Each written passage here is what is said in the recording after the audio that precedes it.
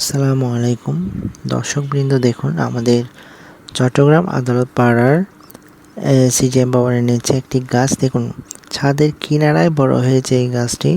শেকড়টা নিচে নেমে গেছে। গাছের ছাদের কিনারায় বড় হওয়া এই গাছটি দেখুন কত সুন্দরভাবে দাঁড়িয়ে আছে, কত শক্তভাবে দাঁড়িয়ে আছে।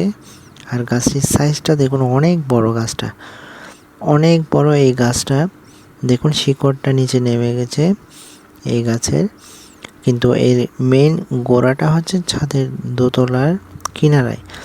দেখুন পাশে আরেকটি গাছ আছে, এই গাছটির গোড়া কিন্তু সরাসরি মাটি স্পর্শ করা, কিন্তু দেখুন এই গাছটি সম্পূর্ণ মৃত।